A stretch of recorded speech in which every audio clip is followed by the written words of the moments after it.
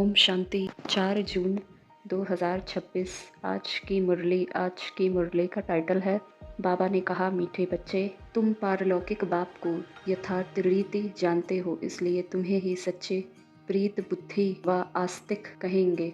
प्रश्न, बाप के किस कर्तव्य से सिद्ध होता है कि वह भक्तों का रक्षक है? उत्तर, सब भक्तों को रावण की जेल से छुड़ाना, इंसॉल्वेंट से सॉल्वेंट बनाना, यह एक बाप का ही कर्तव्य है। जो पुराने भक्त हैं उन्हें ब्राह्मण बनाकर देवता बना देना, यही उनकी रक्षा है। भक्तों का रक्षक आया है अपने सभी भक्तों को मुक्ति, जीवन मुक्ति देने। गीत भोलेनाथ से निराला कोई और नहीं। ओम शांति। यह किसकी महिमा सुनी बच्चों ने? गाया जाता है ऊंचते ऊंच परमात्मा और भगवान को ही बाप कहा जाता है। वही इस सारी रचना का रचयिता है, जैसे लौकिक बाप भी रचयिता है अपनी रचना का।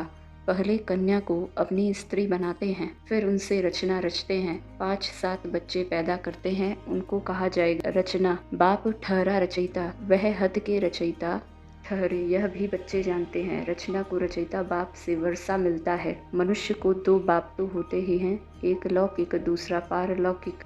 बच्चों को समझाया है ज्ञान और भक्ति अलग अलग है, फिर है वैराग्य। इस समय तुम बच्चे संगम पर बैठे हो और बाकी सब कलयुग में बैठे हैं तो सब बच्चे, परंतु तुमने बेहद के बाप को जाना है जो सारी रचना का रचयिता है।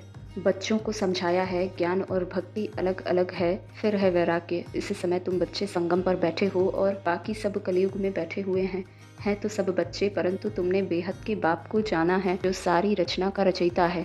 लौकिक बाप होते भी उस पारलौकिक बाप को याद करते हैं। सतयुग में लौकिक बाप होते पारलौकिक बाप को कोई याद नहीं करते, क्योंकि है ही सुख धाम। उस पारलौकिक बाप को दुख में याद करते हैं। यहाँ पढ़ाया जाता है, मनुष्य को समझदार बनाया जाता है। भक्ति मार्ग में मनुष्य बाप को भी नहीं जानते हैं, कहते भी हैं परमपिता परमात्मा, हे गॉडफादर, हे दुख हरता सुख करता, फिर कह देते सर्वव्यापी। पत्थर में कड़ कुत्ते बिल्ली सब में हैं। परमात्मा बाप को गालियाँ देने लग पड़ते हैं। तुम बाप के बने हो तो तुम हो गए आस्तिक। तुम्हारी बाप के साथ प्रीत बुद्धि है, बाकी सबकी बाप के साथ विपरीत बुद्धि है। अब तुम जानते हो महाभारी लड़ाई भी सामने खड़ी है। पुरानी दुनिया के विनाश अर्थ हर 5000 वर्ष बाद कलयुगी पतित दुनिया पूरी हो, सतयुगी पावन दुनिया स्थापन होती है बाप के द्वारा। बाप कहते हैं, सर्व का सदगति दाता मैं एक बाप शिव हूँ। शिव रुद्र सब उनके ही नाम हैं, अथाह नाम रख दिए हैं। बाप कहते हैं, मेरा असली नाम तो एक ही है, शिव। मैं शिव हूँ, तुम सालीग्राम बच्चे हो। तुम आधा कल्प देह अभिमानी रहे हो, अब देही अभिमानी बनो। एक बाप को जानने से बाप द्वारा तुम सब कुछ जान जाते हो, मास्टर ज्ञान सागर बन जाते हो। अच्छा, मीठे मीठे सिकी लधे बच्चों प्रति माता पिता बाप दादा का याद प्यार और गुड मॉर्निंग। रूहानी बाप की रूहानी बच्चों को नमस्ते। हम सभी रूहानी बच्चों के रूहानी माता पिता बाप दादा को याद प्यार, गुड मॉर्निंग, नमस्ते, शुक्रिया बाबा, शुक्रिया।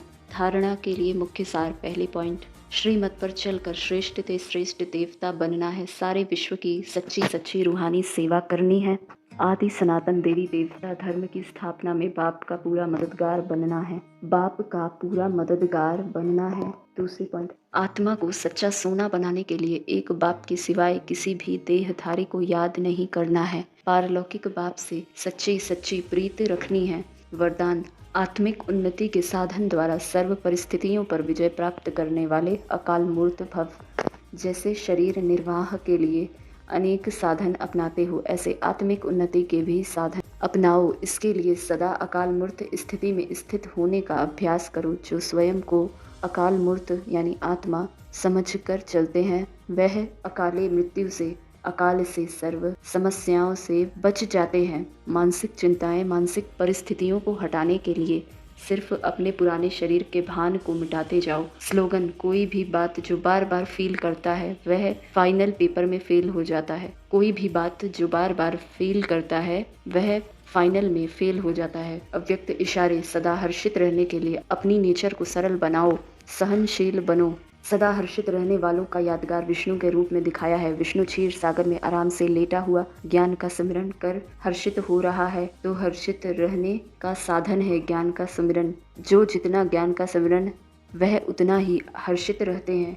कोई भी परिस्थिति उनकी हिम्मत उमंग उल्लास को कम नहीं कर सकती। वे सहनशीलता की शक्ति से हर परिस्थिति को सहज पार कर लेते हैं। अच्छा